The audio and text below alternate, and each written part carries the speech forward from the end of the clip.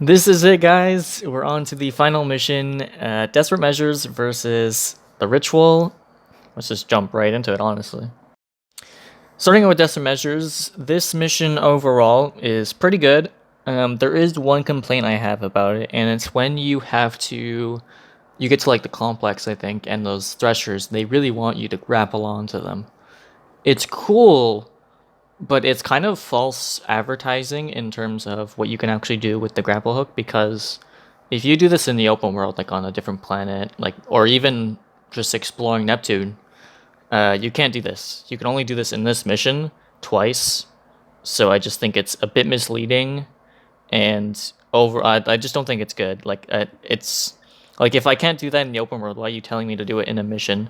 It just doesn't feel that good anyway. But that's pretty much the only complaint I have about this mission, aside from a bit on Callus, which we'll get to later. But so the you pretty much start off with just running through kind of just like the usual areas. You run to like that same area for the third time.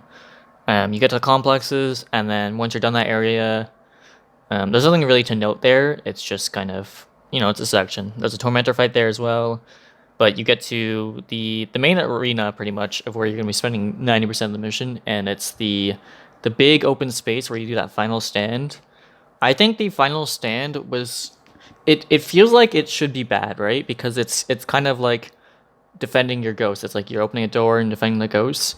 But for some reason, it feels so different, and it feels really good to actually have this kind of in, because it feels like a horde mode. It doesn't feel like you're defending your ghost. It feels different. And I think what really helps that is you also have teammates. You have like Kaido's forces, and even Kaido herself is there. And having teammates in Destiny is not something we get to have a lot of. So having them here, it just feels like we're actually doing a final stand. We're just mowing down the forces of Callus, and you kind of have to balance between focusing on the forces, and then you have like the two tanks on the side. This part just feels amazing, and it's a lot of fun to do. Another thing to note is you're also using Strand again, and you're pretty much using it through, I'd say, most of the mission. You get to really experience it with the final stand. I think the final stand is really the highlight of the mission, and it really elevates the mission a lot. The other parts are fine, but this is the real standout of the mission. And it's weird because you also have the final boss, and to not have the final boss be a standout is it's very concerning. But we'll get to Mr. Callus himself later. But it's the final stand ends with two tormentors, and they're the boss ones, right? So you can't cheese them, you can't just suspend them. So it's a real fight. And what I also like is the Kaido's forces, right? They actually do damage. They're not like some, like, you ever play a game where you have NPCs as your teammates, but they just do nothing, like they do no damage. It's really different when because this time they actually do damage, and Kaido can, because they have the power of Boss Stomp pretty much, and the power of Boss Stomp is the strongest force in the Destiny universe.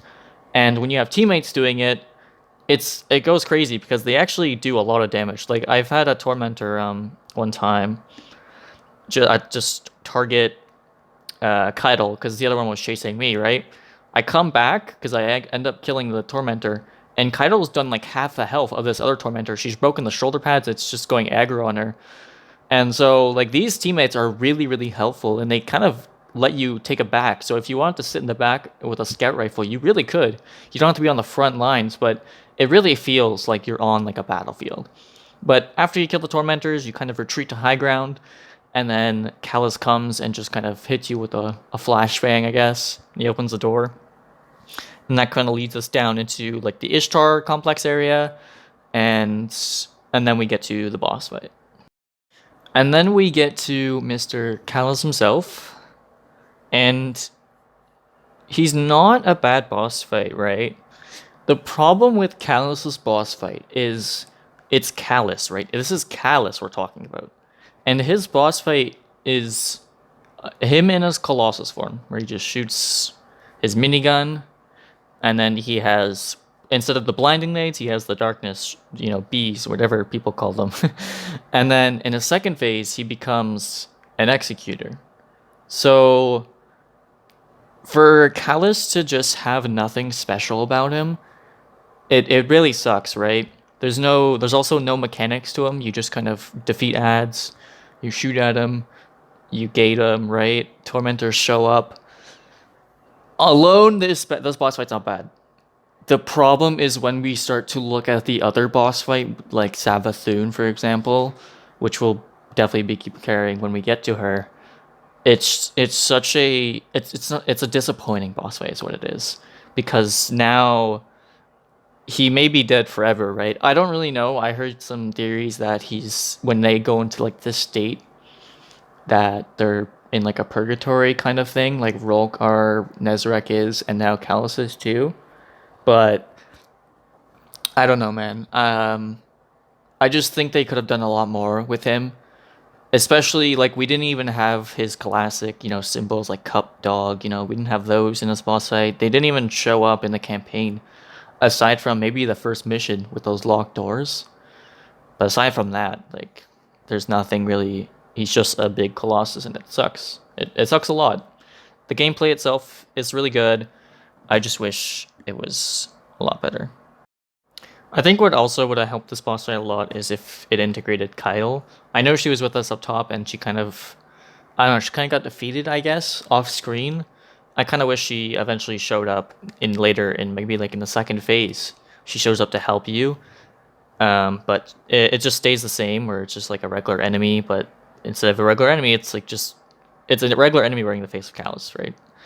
But yeah, that's pretty much the boss fight. There's nothing special about it. It's just really disappointing. But let's get on to witchqueen mission.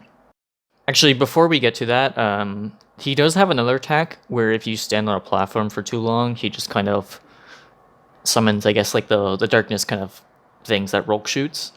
That I don't like this attack a lot because this attack is so untelegraphed. There's no way of you there's only way of you knowing that's about to happen is if you're kind of at the back of the platform and you're like shooting outway. But if you're at the front of the platform and it comes down, this thing will shred you and you can die in like a BS way. It's really unfair, and usually in games they usually like to telegraph the attack so you can kind of outplay it, right? You can kind of play around it. This attack is so poorly done that it really sucks when you die from it, because you're like, well, how could I have known that he was just going to do that, right? Obviously, if you've done the fight often, like more than once on all three characters, you would know he would do that eventually. But the first time playing through that, it just kind of happens, and you're like, what even killed me? Why did he do that? He didn't, like, he doesn't have an animation. He doesn't like stomp his fist. He doesn't like, I don't know, like shoot in a different way. He just does it automatically, and it's just poorly done. But now we can move on to Witch Queen's mission. Witch Queen is up next with the ritual, and overall, very strong mission, especially with the boss fight at the end, and even the boss fight in the middle, which we'll get to. But there's a lot of pros for this mission. There's not really a lot of cons. I don't think there's actually any cons aside from maybe the wizard boss fight, but we'll get to that. But the enemy densiness level also I want to point out is really like it fits the setting a lot. Honestly, it really shows like Savathun really doesn't want us to intervene, so she's throwing everything at us before we even get to her. Like in the beginning, there's even like Scorn there. There's a Lucent Hive, and also another thing I like is we're fighting all of the Lucent Hive. We fight the Titan, we fight the Hunter, and we fight the Wizard. I think we even fight them during the boss fight as well, because it really wants to show us that this is like her plan, right? This is her big thing. She really doesn't want us getting through, and it really shows with the enemy density and even like the amount of Lucent Hive in this level. As we kind of make our way through the level, we get to this mid-boss fight, and it's a Lucent Wizard again. This boss fight is incredible. It really takes advantage of having such a, not a big arena, but I'd say like long room, like a tall kind of room, where you have left side and right side, right? And then there's like a top layer to it. There's where you came in, there's a layer slightly above that, and there's a layer at the very, very top of the room. And the way this works is you have to kill a bunch of ads, like say you're going on the left side, and you have to kill a bunch of ads, and before you run through the portal, you'll see like hive symbols, and you have to try to find the matching one on the floor you get teleported to. And it makes the boss fight really fun and very unique, honestly. I don't think there's any boss fight like this in the game. There's not really a boss fight where there's multiple floors. I think the only one I can really think of is maybe Shiro Chi from Last Wish, but that's a raid. It's such a different environment.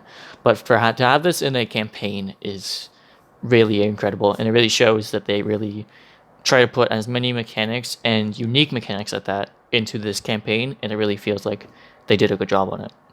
But moving on to the how the actual portals work when you get the top layer, you just have to find like the matching symbols, right? And then you get like teleport to like this isolated room, and to pick up a purple orb, and all you have to do is just dunk it, and you'll see like a crystal that's making the boss immune, and you just have to do that twice, and you can eventually kill the boss. You do also, again, this is a Lucent Wizard, so this guy can heal if you're not paying attention, but there's not really... I'd say this is like the most least threatening boss, maybe, because there's not really enough ads to take away your attention for this one.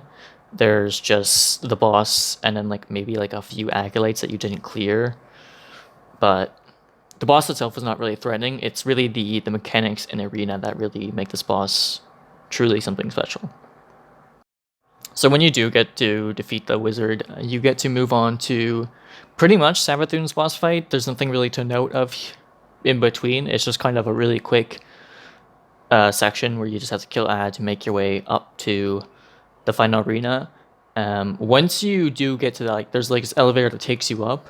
You get to see this big bell that swings while you're making your way up the stairs.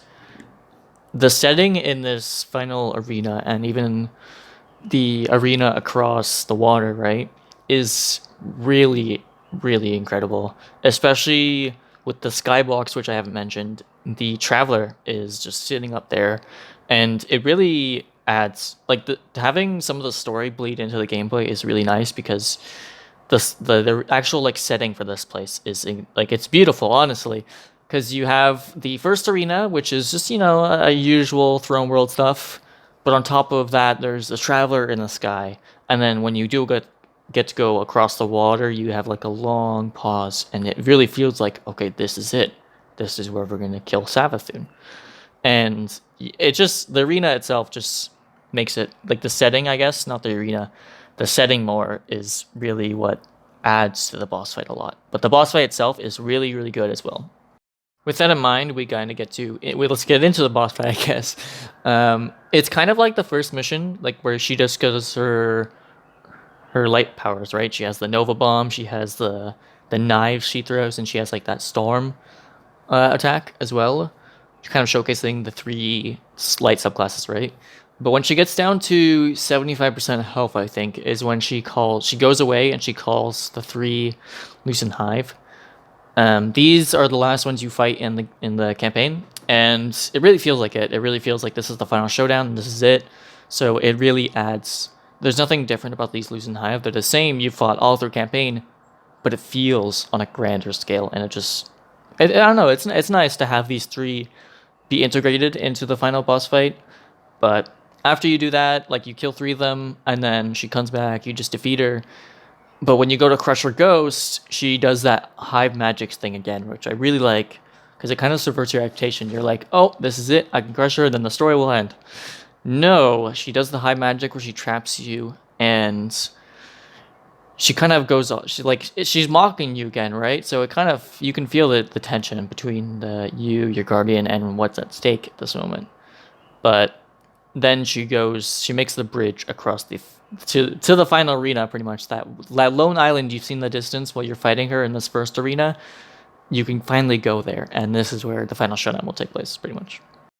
Now, there are 3 phases to this, and the first phase is you do like some damage to her, and you'll see like the gate that shows up, kind of, and you do that, and you also get teleported to this other area where you can see she's tying the Traveler down, right? She wants to keep it here, and you have to go kill the wizards.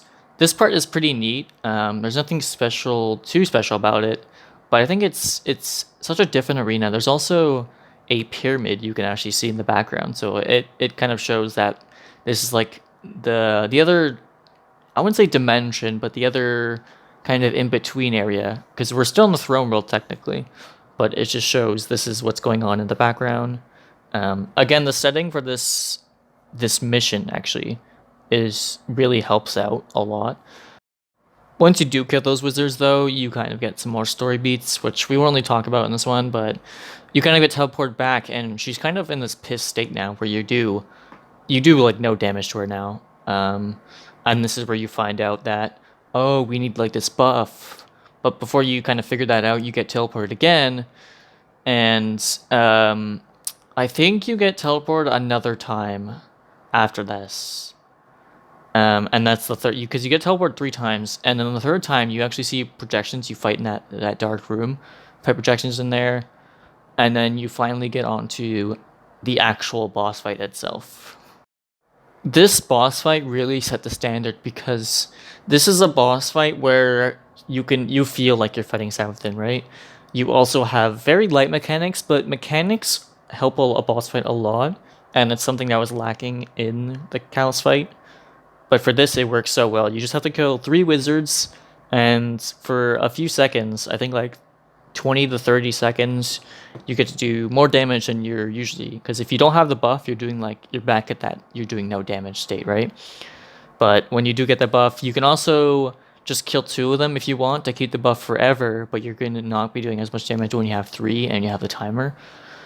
But yeah, I just think the difference between this and the Callus fight are just so night and day, sorry, light and day,